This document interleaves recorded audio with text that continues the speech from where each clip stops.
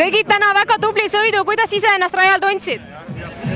Väga kuum oli, et arvad küll, et teed talisporti, aga säh sulle.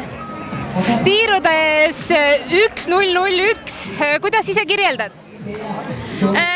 Olen võimeline ka nüüd esimeses tiirus viimase märgi ja viimases tiirus viimase märgi alla laskma, et saab rahule jääda, aga on ka parandamisruumi.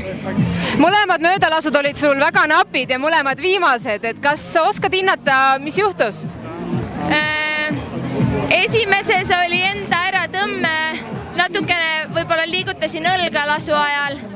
Viimane püsti, no eks see püsti siuke punnitamine on, et kui oled juba üsna kapsas seal rajal, et siis lihtsalt võitled, natuke jäi puudu paar millimeetrit. See oli nüüd viimane individuaalne distants MM-il, kuidas sa enda sõite hindad? No see on esimene sõit, millega võib rahule jääda. Siit edasi naiste teade, mis eesmärgi sa endale paned selleks? Varupadruneid ei soovi näppida. Kas oskad seada ka tervele tiimile konkreetsemat eesmärki?